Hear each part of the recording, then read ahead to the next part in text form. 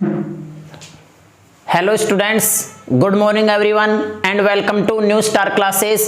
देखिए, पिछले वाले वीडियो में हमने आवेशों के अध्यारोपण के सिद्धांत के बारे में अध्ययन किया था। आवेशों का अध्यारोपण का सिद्धांत एक बार ध्यान देंगे।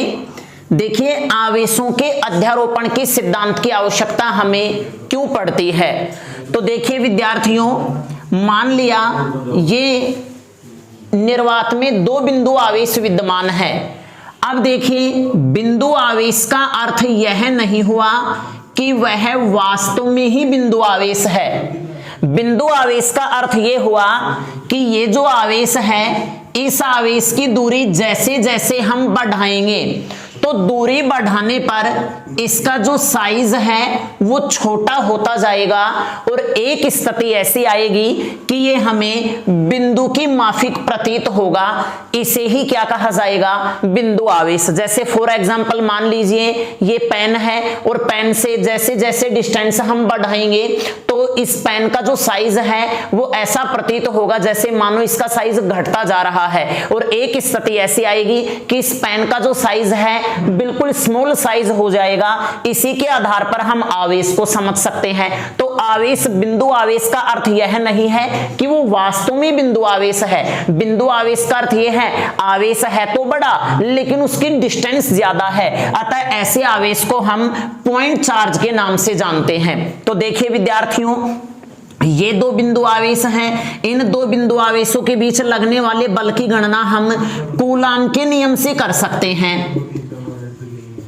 इन दोनों आवेशों के बीच लगने वाले बल का मान ज्ञात करने के लिए किसका प्रयोग करेंगे?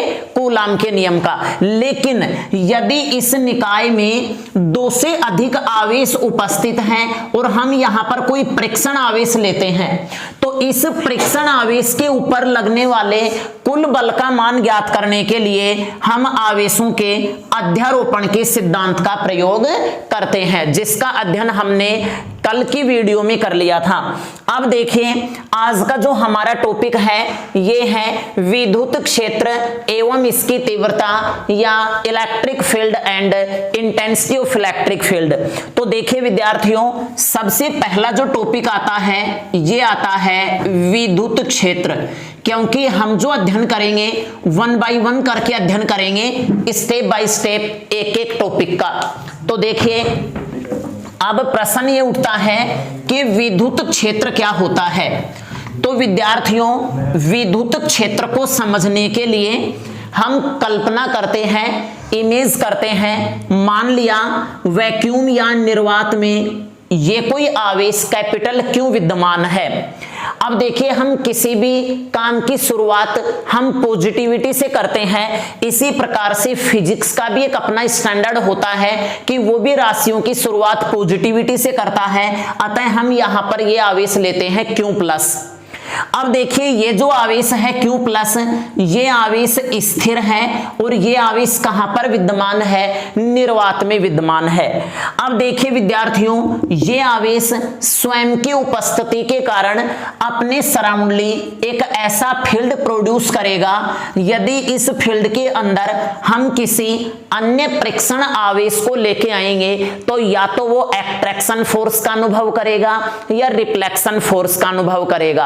अर्थात इस आवेश के कारण उत्पन्न क्षेत्र में, उत्पन्न प्रभावित क्षेत्र में हम किसी अन्य परीक्षण आवेश को लेके आएंगे। यदि वो परीक्षण आवेश पॉजिटिव है तो ये प्रतिकर्षण बल का अनुभव करेगा और यदि ये परीक्षण आवेश नेगेटिव है तो ये आकर्षण बल का अनुभव करेगा। तो देखिए विद्यार्थियों, इसी क्षेत्र को क्या कहा जाएगा? विद्युत क्षेत्र कहा जाएगा। क्या कहा जाएगा? विद्युत क्षेत्र। तो इसकी परिभाषा क्या होगी? हम इसको डेफिनेशन के रूप में देखते हैं किस प्रकार से। किसी स्थिर आवेश या आवेशों के समूह के कारण उत्पन्न ऐसा क्षेत्र जिसके अंदर कोई टेस्ट चार्ज, परीक्षण आवेश, अट्रैक्शन फोर्स या रिफ्लेक्शन फोर्स का अनुभव करता है, उसे ही क्या कहा जाएगा? विद्युत क्षेत्र कहा जाएगा। तो मैं यहां पे इसकी डेफिनेशन लिख देता हूं, ध्यान दीजिएगा।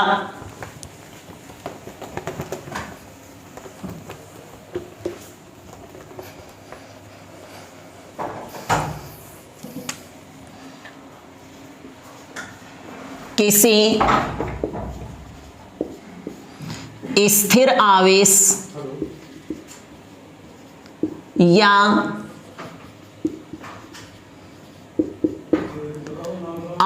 आवेशों के निकाय के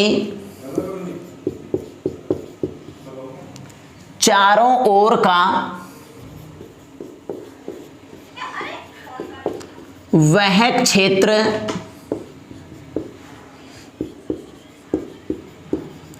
जिसमें कोई अन्य आवेश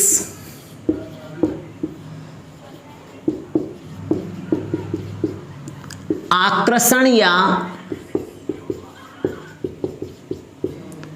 प्रतिकर्षण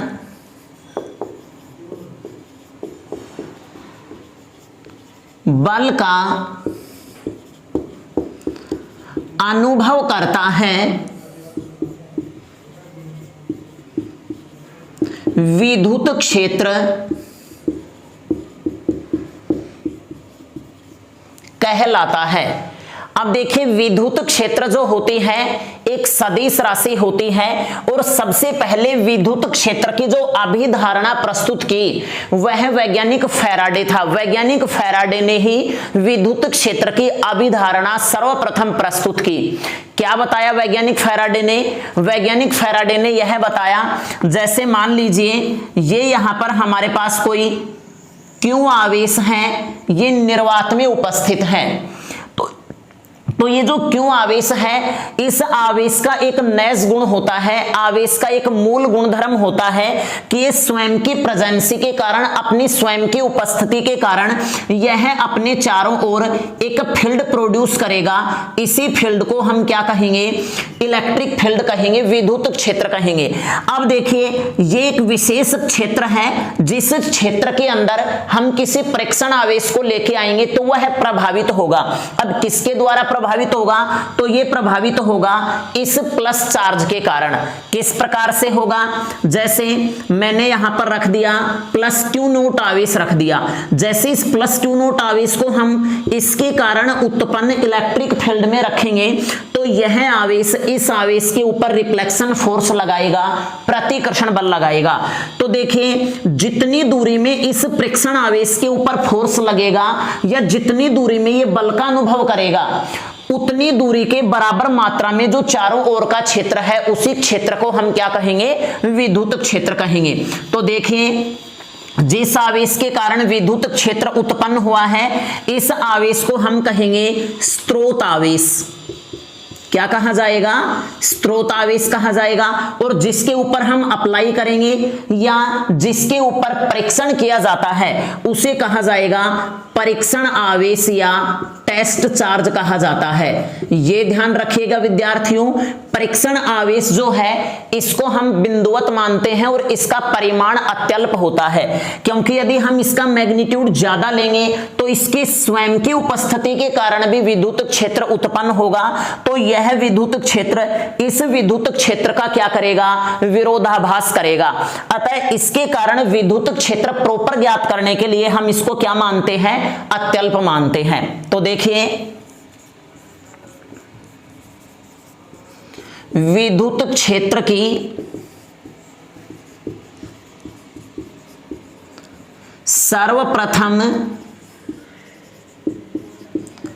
अभिधारणा वैज्ञानिक फैराडे ने प्रस्तुत की थी। क्या बताया वैज्ञानिक फैराडे ने? वैज्ञानिक फैराडे ने यह बताया कि यदि हम इस परीक्षण चार्ज को निर्वात में किसी स्थान के ऊपर रखते हैं और इसके ऊपर किसी भी प्रकार के एट्रैक्शन या रिफ्लेक्शन फोर्स, किसी भी प्रकार का फोर्स कार्य नहीं करे, तो इसका अर्थ यह हुआ कि उसके आसपास का जो क्षेत्र है उसमें विद्युत क्षेत्र उपस्थित नहीं है। लेकिन यदि हम किसी स्थान के ऊपर प्लस क्यू नॉट चार्ज को रखते हैं और यह आकर्षण या प्रतिकर्षण बल का अनुभव करता है, तो इसका अर्थ यह हुआ कि इसके आसपास या इसके चारों ओर जो है वो कैसा क्षेत्र है, विद्युत क्षेत्र है। तो देखिए इसका एज इट इज स्क्रीनशॉट लेकर के इसे उतारिएगा, फिर नेक्स्ट टॉपिक में चलते हैं।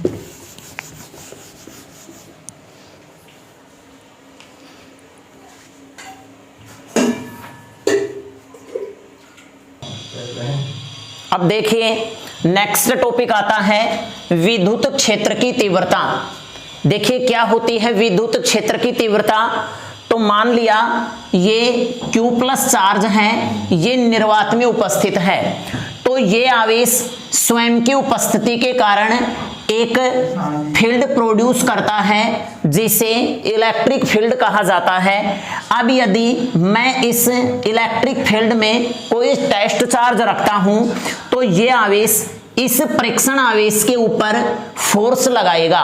अब देखिए विद्यार्थियों इसके ऊपर कितना फोर्स लगेगा, तो हम ये मानते हैं इसके ऊपर वेक्टर F फोर्स लगेगा।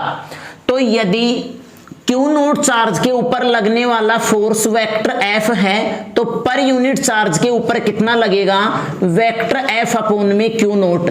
इसे कहा जाएगा इंटेंसिटी ऑफ इलेक्ट्रिक फील्ड या विद्युत क्षेत्र की तीव्रता। तो देखिए इसकी डेफिनेशन क्या होगी, विद्युत क्षेत्र में उपस्थित किसी एकांक धन परीक्षण आवेश पर लगने वाला बल उस बिंदु पर क्या कहलाती है, विद्युत क्षेत्र की तीव्रता कहलाती है। तो ध्यान दीजिएगा विद्युत क्षेत्र में उपस्थित किसी एकांक धन परीक्षण आवेश पर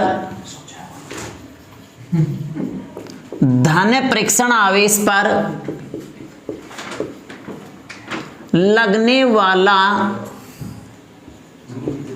बल उस बिंदु पर विद्युत क्षेत्र की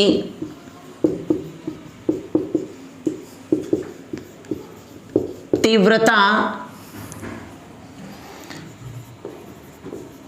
कहलाती है। इसे वेक्टर E से प्रदर्शित करते हैं क्योंकि यह एक सदिश राशि होती है और इसकी दिशा जो होती है वो इस धन परीक्षण आवेश पर लगने वाले बल की दिशा में होती है। तो ध्यान दीजिए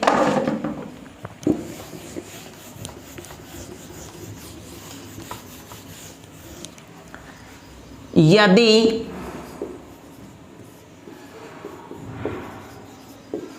विद्युत क्षेत्र में स्थित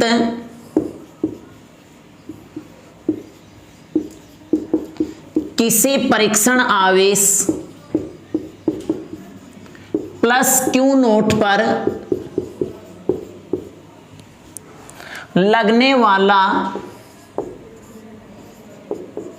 बल वेक्टर F हो, तो देखिए विद्यार्थियों प्लस Q नोट चार्ज के ऊपर लगने वाला फोर्स वेक्टर F है, तो पर यूनिट टेस्ट चार्ज के ऊपर लगने वाला फोर्स होगा वेक्टर F अपॉन में Q नोट। इसे ही क्या कहा जाएगा, विद्युत क्षेत्र की तीव्रता। तो देखिए vector E is equal to vector F upon में Q नोट। इसे समीकरण फर्स्ट देते हैं।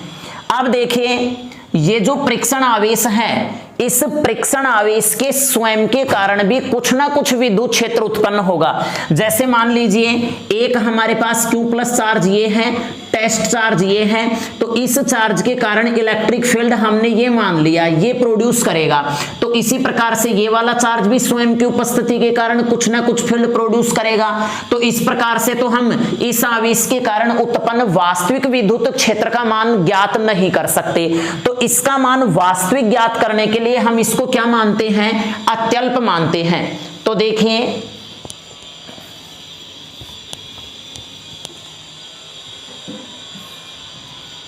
चूंकि धन परीक्षण आवेश प्लस क्यू नोट के स्वयं के कारण भी कुछ ना कुछ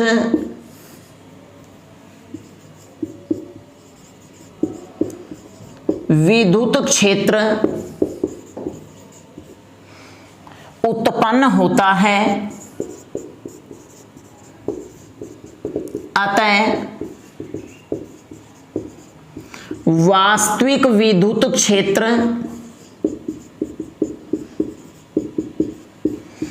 ज्ञात करने के लिए प्लस क्यू नोट को अत्यल्प मान लिया जाता है। और देखिए जब हम अत्यल्प मानते हैं, ये हम मानते हैं लगभग जीरो के इक्वल, लगभग, लेकिन ध्यान रहे हमें जीरो नहीं मानना है। तो देखिए vector E is equal to limit Q nought tends to zero, Q nought tends to zero, अर्थात परीक्षण आवेश जो है वो जीरो की ओर अग्रसर है लेकिन जीरो के बराबर नहीं हो सकता है। तो देखिए यहां होगा वेक्टर एफ अपोन में क्यू नोट। ये जो समीकरण 2 प्राप्त हुआ है यही समीकरण 2 वास्तविक विद्युत क्षेत्र का मान है। अब देखिए विद्यार्थियों, विद्युत क्षेत्र की तीव्रता का मात्रक, देखिए बल का मात्रक होता है न्यूटन, आवेश का होता है कूलाम, न्यूटन प्रति कूलाम, या फिर इसका मात्रक होता है वोल्ट प्रति मीटर, जिसका अध्ययन हम सेकंड अध्याय में करेंगे। अब देखिए इसी प्रकार से विद्युत क्षेत्र का वीमा सूत्र, देखिए विद्यार्थियों इसका वीमा सूत्र क्या होगा, E की वीमा बराबर में F की वीमा अपोन में Q की वीमा। अब देखिए F की वीमा क्या होती है M1 L1 T-2 और आवेश की वीमा होती है A1 T1। तो जब घातांक नियम से इन्हें लेंगे ऊपर की ओर तो ये होगा M1 L1, ये ऊपर जाके नेगेटिव होगा T-3 और यहां पे होगा A-1। तो ये हो गया आपका विद्युत क्षेत्र का वीमा सूत्र। अब देखिए विद्युत क्षेत्र की तीव्रता जो है ये एक सदिश राशि होती है, ध्यान रहे विद्युत क्षेत्र की तीव्रता एक सदिश राशि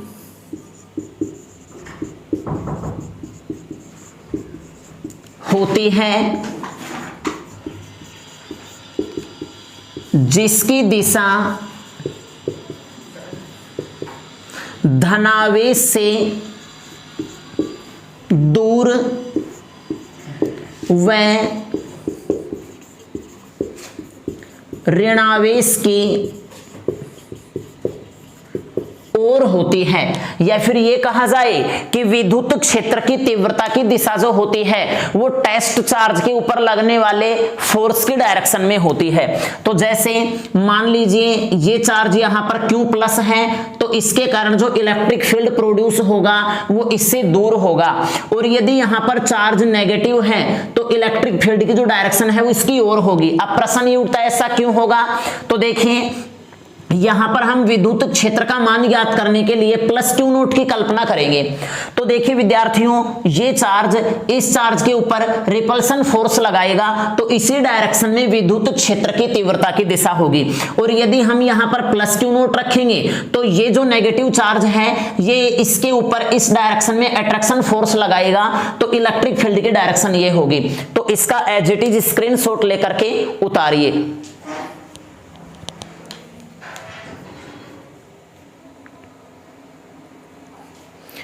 अब देखिए नेक्स्ट टॉपिक आता है बिंदु आवेश के कारण विद्युत क्षेत्र की तीव्रता, intensity of electric field due to a point charge. अब देखिए प्रश्न ये उठता है कि बिंदु आवेश के कारण विद्युत क्षेत्र की तीव्रता का मैग्नीट्यूड क्या होगा, परिमाण क्या होगा, ये हमें ज्ञात करना है। तो इसके लिए हम ये मान के चलते हैं, मान लिया ये कोई बिंदु आवेश है, क्यों, ये आवेश बिंदु O के ऊपर रखा हुआ है, तो ये आवेश चूंकि स्थिर है, रेस्ट चार्ज है, तो यह स्वयं की प्रेजेंसी के कारण इलेक्ट्रिक फील्ड प्रोड्यूस करेगा। अब यदि हम इसके समीप किसी टेस्ट चार्ज को लेके आएंगे तो उस चार्ज के ऊपर या तो अट्रैक्शन फोर्स लगेगा या रिपल्सन फोर्स लगेगा।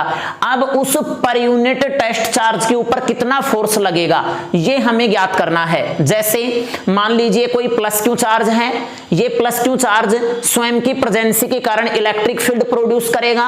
अब यदि मैं इसके समीप यहाँ टेस्ट चार्ज को लेके आता हूं तो या तो ये टेस्ट चार्ज देखो यदि ये सेम नेचर का है तो रिपल्सन फोर्स का अनुभव करेगा, और यदि अपोजिट है तो ये अट्रैक्शन फोर्स का अनुभव करेगा। अब यदि ये टेस्ट चार्ज पर यूनिट है तो पर यूनिट चार्ज के ऊपर इसके द्वारा जितना फोर्स लगाया जाएगा उसी फोर्स को इस आवेश के कारण उत्पन्न विद्युत क्षेत्र की तीव्रता कहा जाएगा। तो देखिए मान लिया ये कोई प्लस क्यू चार्ज है जो बिंदु O पर स्थित है, इस आवेश के चारों ओर अपना एक विद्युत क्षेत्र उत्पन्न होगा। इससे r दूरी पर स्थित किसी बिंदु P पर हमें विद्युत क्षेत्र की तीव्रता ज्ञात करनी है। तो देखिए विद्यार्थियों, इस बिंदु के ऊपर विद्युत क्षेत्र की तीव्रता ज्ञात करने के लिए हम इस बिंदु के ऊपर एक टेस्ट चार्ज की कल्पना करते हैं, धन परीक्षण आवेश की कल्पना करते हैं। अब देखिए ये धन परीक्षण आवेश जैसे ही यहां पर बिंदु P के ऊपर पहुंचता है तो ये प्लस क्यू आवेश इसके ऊपर रिपल्सन फोर्स लगाएगा, मींस ये इस प्रकार से यूं गति करेगा, इसके ऊपर लगने वाले फोर्स की डायरेक्शन ये होगी। और हम ये जानते हैं कि टेस्ट चार्ज के ऊपर लगने वाले फोर्स की डायरेक्शन में ही क्या होती है, इलेक्ट्रिक फील्ड की डायरेक्शन होती है। अब देखो कैसे ज्ञात करेंगे, तो ध्यान दीजिए चित्र में दर्शाए अनुसार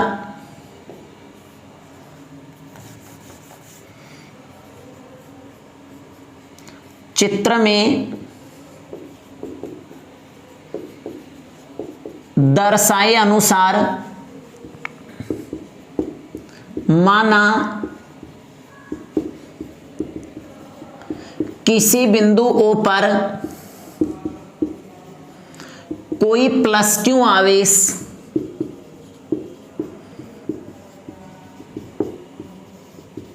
स्थित है जिससे स्मॉल r दूरी पर स्थित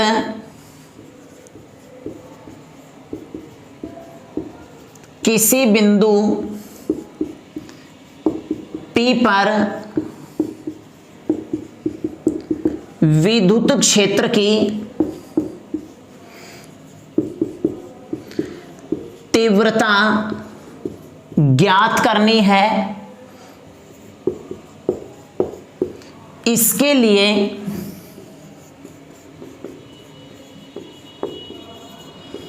बिंदु P पर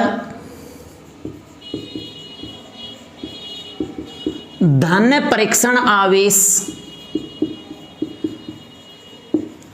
प्लस क्यू नोट की कल्पना करते हैं। अब देखिए विद्यार्थियों, मैंने आपको बता रखा है कि विद्युत क्षेत्र की तीव्रता की दिशा जो होती है वो इसके ऊपर लगने वाले बल की दिशा में होती है। तो कहीं ना कहीं बल का जो परिमाण है वो ही इलेक्ट्रिक फील्ड इंटेंसिटी के इक्वल होना चाहिए। तो यहां देखिए, अतः कूलाम के नियम से क्या बताता है कूलाम का नियम कि दो बिंदु आवेशों के बीच लगने वाले अट्रैक्शन या रिपल्शन फोर्स का जो मान है वो उनके परिमाण के गुणनफल के समानुपाती और बीच की दूरी के वर्ग के व्युत्क्रमानुपाती होता है। तो मैं इसको यहां पे लिख सकता हूं, vector F is equal to के Q1 Q2 के स्थान पे रखेंगे Q नोट अपोन में R स्क्वायर इंटू में R कैप। देखिए मैंने यहां पर बल का सदिश रूप लिखा है, ये सदिश रूप जो है वो दिशा को प्रदर्शित करेगा। तो देखिए विद्यार्थियों, हमें मान ज्ञात करना है इंटेंसिटी ऑफ इलेक्ट्रिक फील्ड का। तो यहां लिखते हैं, परंतु विद्युत क्षेत्र की तीव्रता की परिभाषा से वेक्टर E बराबर होता है वेक्टर F अपोन में Q नोट। समीकरण 2,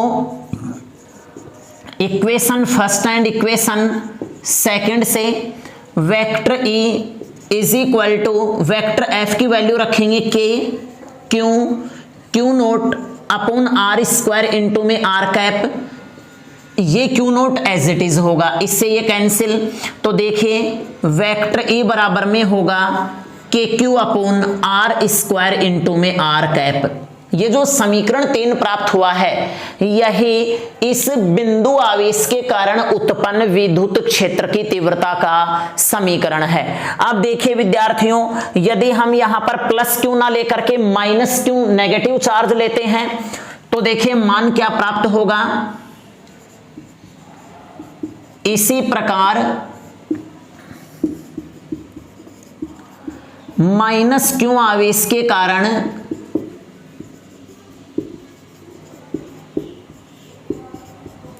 विद्युत क्षेत्र की तीव्रता vector E is equal to क्या होगा, KQ upon R square into minus R cap. देखिए माइनस R कैप क्या है, R कैप है इस टेस्ट चार्ज के ऊपर लगने वाले फोर्स की डायरेक्शन। देखिए अगर यहां पे नेगेटिव होता तो ये प्लस Q0 चार्ज के ऊपर बल इस डायरेक्शन में लगता, मीन्स पहले की अपेक्षा अपोजिट साइड में लगेगा। तो यहां पर जो ऋणात्मक चिन्ह है ये विपरीत दिशा को प्रदर्शित करेगा, जिसको मैं इस प्रकार से लिख सकता हूं, या वेक्टर E बराबर minus KQ upon R square into R cap. समीकरण 4, यहां ऋणात्मक चिन्ह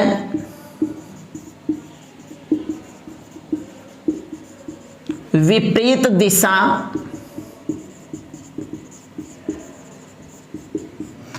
को प्रदर्शित करता है। अब देखिए विद्यार्थियों, अब हम इसका यदि परिमाण ज्ञात करना चाहें तो परिमाण के रूप में E बराबर, इसका जब परिमाण लेंगे तो यहां देखिए ऋणात्मक चिन्ह भी पॉजिटिव होगा, तो ये होगा KQ अपोन R स्क्वायर और R कैप। एकांक सदिश का परिमाण एक इकाई होता है। समीकरण प्राप्त हो गया 5। अब देखिए समीकरण 5 जो है यह बिंदु आवेश के कारण उत्पन्न विद्युत क्षेत्र की तीव्रता का परिमाण है, जिससे ये स्पष्ट होता है कि विद्युत क्षेत्र की जो तीव्रता है वह दूरी के वर्ग के व्युत्क्रमानुपाती होती है। तो जब हम E और R के बीच आलेख खींचते हैं तो ये आलेख इस प्रकार से प्राप्त होता है, ध्यान दीजिएगा।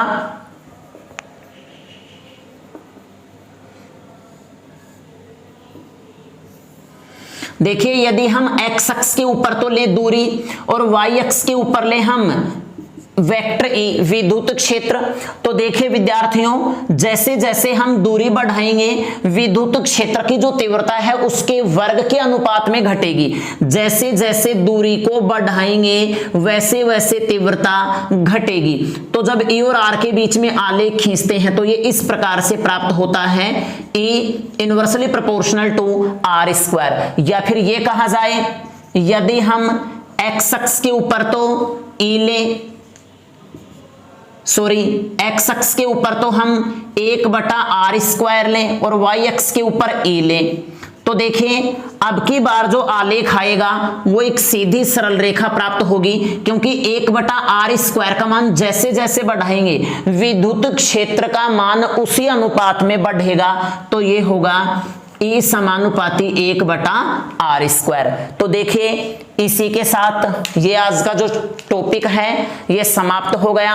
नेक्स्ट टॉपिक का अध्ययन हम अगले वीडियो में करेंगे, तो बने रहिए मेरे साथ लगातार, और साथ ही इस चैनल को लाइक, सब्सक्राइब एंड शेयर करना न भूलें। धन्यवाद।